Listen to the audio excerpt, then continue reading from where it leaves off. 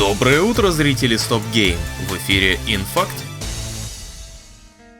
Один из отцов самой первой Xbox заявил, что в виртуальной реальности только предстоит получить убийственное приложение. То бишь не было еще ни одной по-настоящему стоящей игры, ради которой хотелось бы купить шлем. На подкасте видеогеймер Шеймус Блэкли высказался, почему что VR, что AR, дополненная реальность, до сих пор не заполучили большую аудиторию. По его мнению, с точки зрения повествования, VR плох именно своей свободой. Это затрудняет разработчикам осмысленное руководство процессом. Когда мы хотим, чтобы нас развлекали, мы хотим, чтобы рассказчик управлял повествованием и развлекал нас. Мы хотим, чтобы кто-то предлагал нам идеи, превосходящие наши собственные или отличные от них, потому что это и есть развлечение. Я могу сам придумывать истории и заниматься своими делами целыми днями, но мне нравится, когда меня развлекает кто-то другой. Это как почесать спину самому или чтобы это сделали за тебя. Вот что сказал папаня Карабокса. Согласны с ним? Или пора деду таблетки пить? Прошлым летом студия Piranha Bytes приказала долго жить, однако ее творческий руководитель Бьорн Панкратц скоренько основал новую, независимую компанию Pithead. Своей целью Панкратц возгласил создание компактных сюжетно-ориентированных игр с элементами RPG и хорроров. И вот полгода спустя коллектив выкатил трейлер своей дебютной игры Кралон. Это будет данжен-кроулер от первого лица, посвященный приключениям охотника на демонов Кралона Отважного. Он оказывается в заточении в темных шахтах, откуда через опасные лабиринты и страшных тварей ему предстоит выбраться наружу. Обещают большое разнообразное подземелье, глубокий сюжет, неожиданные повороты и побочные квесты, некие оригинальные существа, системы прокачки и крафта, хоррор, пазлы, ловушки и, конечно, записочки с лором. Даты выхода у Кралона пока нет.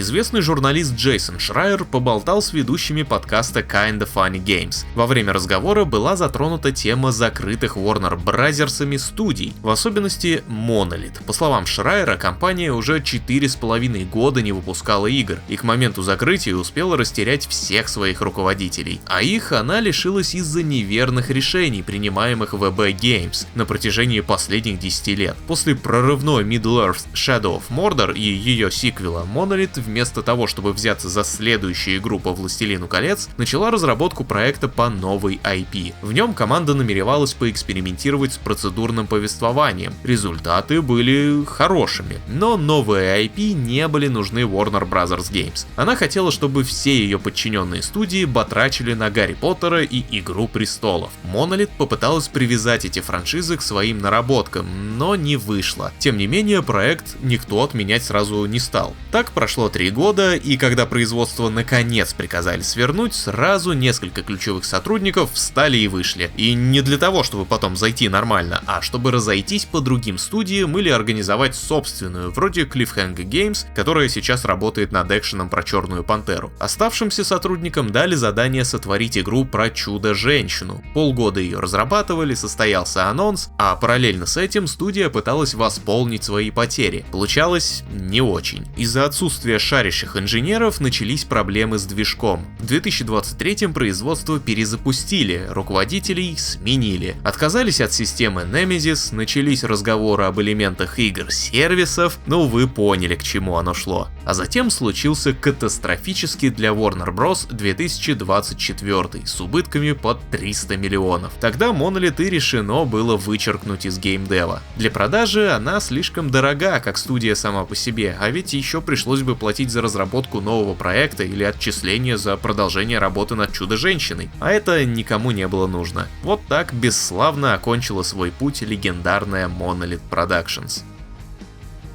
Классический аркадный экшен-платформер про Терминатора представили разработчики из Bitmap Bureau. Терминатор 2D No Fate миксует сцены из второго фильма с оригинальными сценариями и несколькими концовками. Играть мы будем за Сару Коннор, Т-800 и Джона Коннора. Первые двое схватятся с Т-1000, в то время как Джоном мы будем управлять сопротивлением уже в будущем. Куча уровней, разнообразные противники, яркие боссы и детально прорисованная 2D графика под кинематографичный ост. Неплохой набор. Терминатор 2D No Fate выйдет 5 сентября на ПК, PlayStation, Xbox и Nintendo Switch.